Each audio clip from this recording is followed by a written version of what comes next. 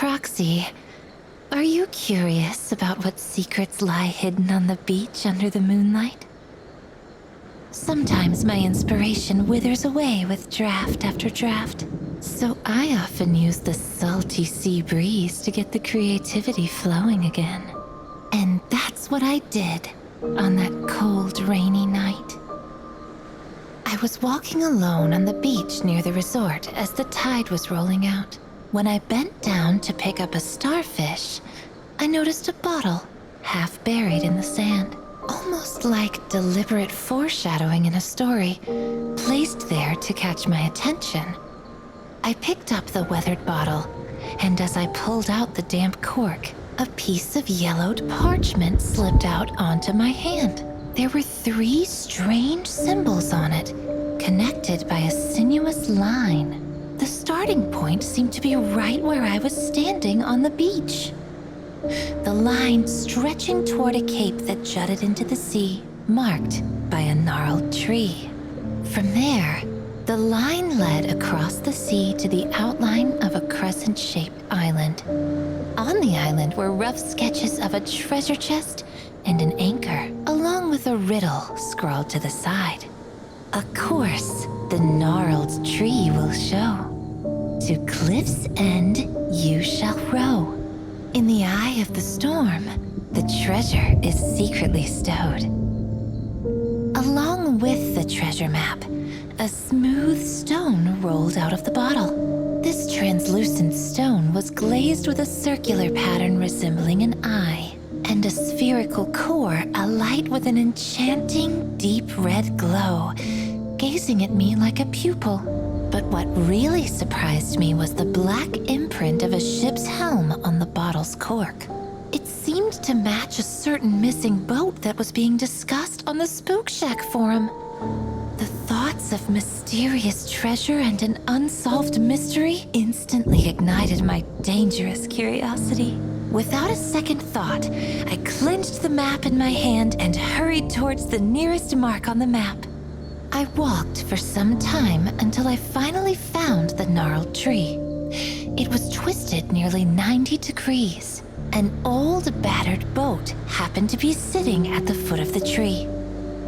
To get to the second riddle in the bottle, I immediately pushed the boat out to sea and set course in the direction the gnarled tree pointed. But it wasn't long before the calm waters began to swell. My compass spun in circles. Though the chaotic magnetic field made me uneasy, the huge cliff looming ahead somehow excited me. It seemed like the riddle was starting to hold water. So I continued to follow the second line of the riddle, staying close to the cliff. Finally, at the end of the cliff, I drifted into a thick fog bank. There was a faint dot of light in the depths of the fog. It flickered on the horizon, quick as a blinking eye. I was filled with joy at the thought of finding a legendary treasure. So despite the relentless waves, I sailed towards the eye of the storm without hesitation. Then I saw them. Shipwrecks strewn across scattered reefs. I soon realized that these waters were not to be underestimated. As my mind was reeling from the sights around me, a massive silhouette of an island emerged in the distance. Immediately, a bolt of scarlet lightning pierced through the fog and rain, searing the sky in crimson flashes, burning the waters red as if marking its hunting ground. When that strange red light focused on me, it was as if the eye of the storm discovered its target, and it came charging towards me with terrifying speed. The giant rolling waves made me lose control of the boat. Yet the vermilion glow beneath the flashes of lightning didn't stop moving toward me. It drew closer and closer, brighter and brighter. And it grew larger, so immense it crushed me with despair. Then suddenly, a loud horn blared through the night. A ship came surging into my sight. The image of the black helm on its sails flickering in the lightning. The cries of distress on the deck drew my attention to a massive wave swelling closer and closer. just as the storm was about to capsize my boat, a green light abruptly appeared from behind the peak of the wave. The light emerged from the surging waves with incredible speed, and then a head as vast as a mountain surfaced between the sailboat and the giant bone-crushing waves. An enormous, mysterious sea monster was glaring at us with glowing eyes. And wherever its gaze reached, the green light coalesced into a luminescent barrier that warded off the violent waves. In the deepest part of its right eye, I could see a strange scarlet halo that was flickering. The sailors on board the ship erupted with greedy cries. This wasn't some ordinary creature. It was a legendary treasure from the depths of the sea, said to contain mysterious ether energy. Countless sailors had chased after it. It was a key that lets you move unimpeded in any perilous storm. After a few loud bangs from the deck, several sharp iron harpoons whistled past my head. The sailors that had just been saved repaid the sea monster with betrayal. The harpoons plunged straight into its right eye. At that moment, its excruciating roar shattered the portholes of the ship, and the green light that once symbolized hope turned into an ominous crimson.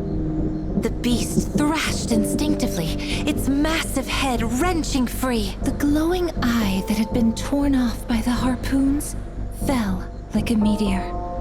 In an instant, tenebrous ether particles burst from its hollow right eye, and then the angry sea monster finally stretched out its gargantuan tail and tore the black helm sails off the ship's masts. Amidst the chaos, I saw a surviving sailor who, by a stroke of luck, had salvaged the fallen eyeball in the shattered wreckage of the deck. He mercilessly smashed the once glowing eye, and a pupil the size of a pebble fell out. The sailor carefully hid this glowing, violacious ruby inside a bottle. And as the ship was about to be swallowed by the blood-stained waves, he scrambled into the last remaining lifeboat and disappeared into the scarlet fog. Yet the cries echoing on the sea never ceased. The powerful ether energy brought even more terrifying images, ripping apart time and space before my eyes. I saw the sea monster lurking in the mist, ramming into the reefs in the shipwreck graveyard. Many sailors who came here in search of treasure had nowhere to flee the sea monster's pursuit. They were no different from me, hoping to find hidden treasure in the storm, and instead falling into the sea monster's trap of vengeance. The cries of despair echoed in the night, and the torrents of bone-piercing rain pulled me back to reality. The eye of the storm had me in its sights. The sinister red glow was like sharp fangs, continuously gnawing at the remnants of my sanity.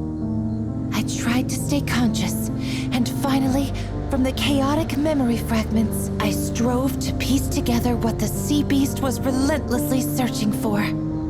It was the very thing I was holding in my hand. The moment that abyssal monster's gaping mouth came to devour me, I took the burning ruby pupil from the bottle and used what strength I had left to hurl it at the monster's right eye. The moment the pupil was restored in the eye socket, the storm was calmed. The thick fog that enveloped the waters rolled away like the tide, and I vaguely saw those ethereal wraiths bowing to sincerely thank me. They were finally freed from the sea monster's endless torment.